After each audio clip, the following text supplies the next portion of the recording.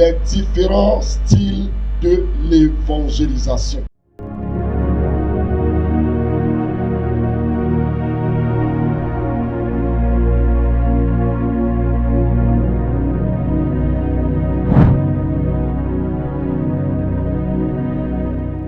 Si nous n'évangélisons pas, c'est que nous ne suivons pas Jésus. Si nous n'évangélisons pas, c'est que nous ne sommes pas des disciples de Jésus. Chaque disciple doit faire des disciples. Celui qui suit Christ doit pouvoir faire des disciples. Celui qui suit Christ doit évangéliser. C'est très important. Et le but principal de l'Église, c'est l'évangélisation. C'est la responsabilité principale de l'Église. Donc, les 6 différents styles d'évangélisation. Le premier style, la confrontation.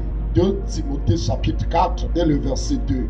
Prêche la parole, insiste en toute occasion, favorable ou non, reprend, censure, exhorte avec toute douceur et en instruisant. Donc, prêche la parole. Comme je le disais, le premier style de l'évangélisation, c'est la confrontation. Lorsque tu t'en vas évangéliser, tu dois comprendre que c'est force contre force. Parce que celui que tu t'en vas évangéliser est sous le contrôle des puissances, spécialement le diable. Celui-là sous le contrôle des démons, selon le cas qu'il traverse. Donc, toi qui t'en vas, tu dois comprendre qu'il doit y avoir une confrontation. C'est pourquoi tu dois prêcher, insister en toute occasion, que cela soit favorable ou non. Tu dois confronter avec la parole, confronter le royaume du diable en lui avec la parole. Sois prêt pour cette confrontation. Et c'est pour ça que nous avons un nom au-dessus de tous les noms. Avec la proclamation de ce nom, tout genou fléchit sur la terre, dans le monde des ténèbres, dans le séjour des morts et dans les lieux célestes. Tout genou doit fléchir lorsqu'on proclame le nom de Jésus. Et toute langue doit confesser que Jésus est Seigneur. La gloire du Père est Seigneur.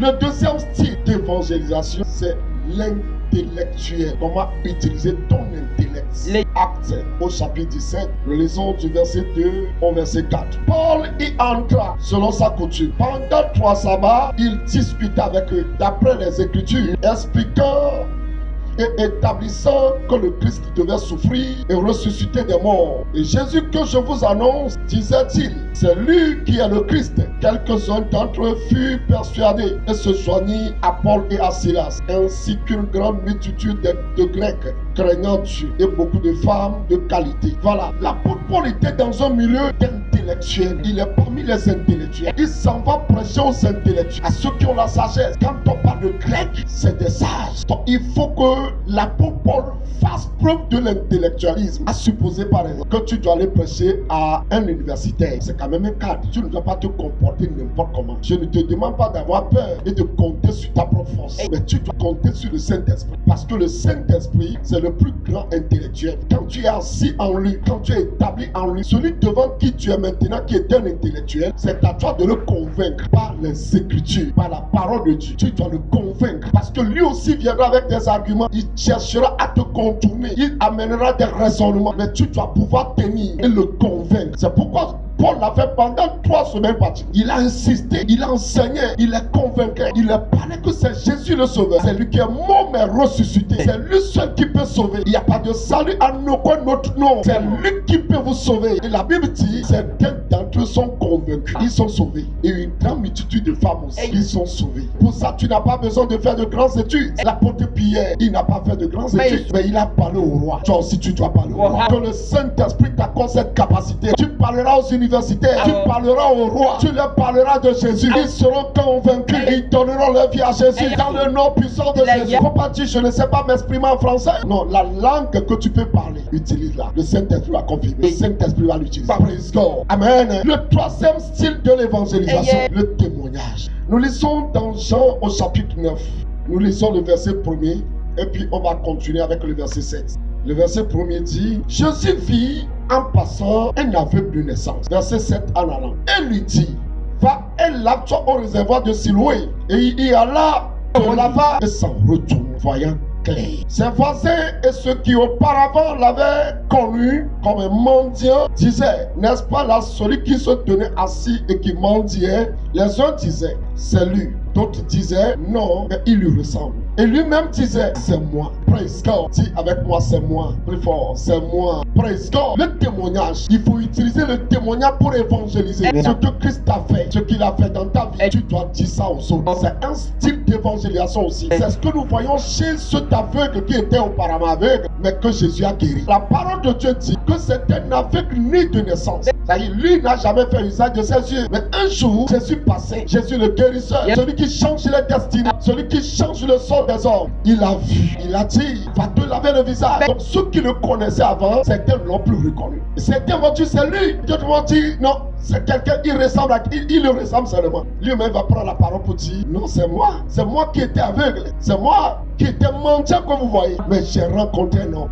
J'ai rencontré Jésus, il a changé ma vie. J'ai rencontré Jésus, il m'a guéri. Il a changé ma vie. Ce que j'étais avant, ce n'est plus ce que je suis maintenant. Ce que vous voyez maintenant, c'est Christ qui l'a fait. C'est lui qui m'a lavé. C'est lui qui m'a révélé cette gloire. C'est lui qui m'a béni comme ça. Donc, il donnait son témoignage. Ce que Christ lui a fait, c'est un style d'évangélisation. Tu dois pouvoir témoigner cela. Tu dois pouvoir être content et proclamer cela avec joie. Tu peux le dire, même si tu étais sous là et que Jésus l'a fait. Sois heureux de dire aux gens, avant j'étais sous là, mais Jésus m'a guéri. C'est ce qui donnera assurance aux autres sous là. Ils vont croire que si Jésus l'a fait pour eux, il peut le faire pour eux aussi. Praise God. N'aie pas honte de dire avant j'étais voleur, tu ne l'es plus maintenant. C'est pourquoi tu ne dois pas avoir honte. C'est ton passé. Tu dois être capable de dire ça. Le quatrième style, l'interpersonnel entre vous-même, dans ton lieu de travail. Tu dois pouvoir parler de Christ aux autres. Regardons dans Luc au chapitre 5, verset 27 au verset 29. Après cela, Jésus sortit et il vit un publicain nommé Lévi assis au bureau des péages. Il lui dit, suis-moi. Et laissant tout, il se leva et le suivit. Lévi lui donna un grand festin dans sa maison. Et beaucoup de publicains et d'autres personnes étaient à table avec eux. Voilà. Ici, c'est un publicain. Et il s'agit de Matthieu. C'est lui qu'on appelle encore Lévi. Donc, ce Matthieu, il travaillait au péage. C'est là qu'il collectait des fonds. Il travaillait là-bas. Parce qu'un jour, Jésus passait par là. Il a vu sa destinée. Lévi n'était pas à sa place. Jésus lui dit, suis-moi. Et à l'instant même, il a tout laissé. Touche quelqu'un quand il a tout laissé. Praise God. Donc, il n'a pas insisté. Jésus l'a appelé. Il dit, Lévi, suis-moi. Il a obéi. Il a tout laissé. Il a laissé le poste de péage. Et il a suivi Jésus. Jésus l'a sauvé. Et pour récompenser Jésus, parce qu'il était content, il avait la joie d'être sauvé. Jésus l'a dégagé de lourd fardeau. Il était libéré. Heureux de cette condition-là, il va organiser un festin à l'honneur de Christ. Et ceci dans sa maison. Et il va inviter les publicains. Selon vous, pourquoi il les a invités? Il a invité tous ces publicains-là. Tous ceux qui étaient des péagers comme lui avant. Il les a invités. Alors que Jésus était à table. Lui-même, il n'était plus parmi eux. Il ne faisait plus ce travail. Mais puisque Jésus était là, celui qui l'a sauvé lui-même, il a essayé de parler aux autres aussi. Venez, venez manger avec nous. Alors qu'ils étaient à table. Qu'est-ce qu'ils vont voir? Ils vont entendre aussi des paroles du salut. Est-ce que vous voyez? Et par ça même, il va donner son témoignage. C'est ce qu'on appelle le style interpersonnel. Le cinquième style d'évangélisation, l'invitation. Nous regardons dans Jean chapitre 4. Nous lisons les versets 28, verset 29. Alors la femme, ayant laissé sa cruche, s'en alla dans la ville et dit aux gens, venez voir un homme qui m'a dit tout ce que j'ai fait. Ne serait-ce point le Christ? Voilà, ici, cette femme en question, c'est la femme samaritaine. Et nous savons pratiquement ce que Christ lui a fait, comment Jésus l'a délivré. Et cette femme, à son tour, partie dans la ville. Elle est retournée dans la ville, dans son village, et dans son quartier, pour inviter les autres. Qu'est-ce qu'elle leur disait? Venez voir Christ, venez voir mon libérateur, venez voir mon guérisseur, celui qui me l'a fait. Donc, il les invite. Venez voir. C'est une invitation. Tu dois pouvoir inviter d'autres. Venez voir Jésus. Venez expérimenter Jésus. Venez auprès de Jésus. Venez, il va vous toucher. C'est l'invitation que tu adresses. Tu dois inviter. Invite les gens de ta maison, tes amis, les gens de ton marché, les gens de ton lieu de travail. Invite-les, les membres de ta famille. Invite-les. Venez voir vous aussi. Celui qui m'a lavé, celui qui m'a guéri, celui qui m'a sanctifié, celui qui m'a aimé, qui m'a purifié, pardonné mes péchés. Venez le voir. C'est un style d'évangélisation. Le dernier style, être serviable, rendre service. Nous lisons dans Actes chapitre 9 et le verset 36. Il y avait à Joppé parmi les disciples une femme nommée Tabitha, ce qui signifie Dorcas. Elle faisait beaucoup de bonnes œuvres et de monde. Voilà une femme, elle est une couturière. Elle se trouvait à Joppé. La parole de Dieu dit, elle faisait beaucoup de bonnes œuvres. C'est comme ça elle évangélisait. Des fois, il faut seulement faire de bonnes œuvres. Des fois, il faut seulement donner. Et c'est ce que cette femme faisait. Couturière de profession. Elle faisait beaucoup de bonnes œuvres. Elle donnait des cadeaux. Elle nourrissait les gens. Elle donnait des choses aux veuves, aux orphelins, ceux qui sont dans les besoins. C'est ce qu'elle faisait. Et c'est comme ça elle a gagné des âmes. Cette femme ne mourra jamais. C'est pourquoi quand même elle était morte là, Pierre était parti la ressusciter. Pourquoi? Parce que tous ceux qui l'a fait de bien étaient tout autour d'elle en train de pleurer. Quand Pierre a vu ça, il a dit, cette femme, on ne peut pas l'enterrer. Il a ressuscité. ressuscité. Bien-aimé, apprends à faire des cadeaux. Évangélise pas des dons. Des fois, on ne parle pas. Tu vois le besoin de la personne, tu règles ça. Et quand tu règles, c'est un style d'évangélisation. À cause de ça, ton nom ne sera jamais perdu. Et tu ne mourras jamais. Bien-aimé, nous avons parlé de plusieurs styles. Lequel tu as comme don. Commence à l'utiliser.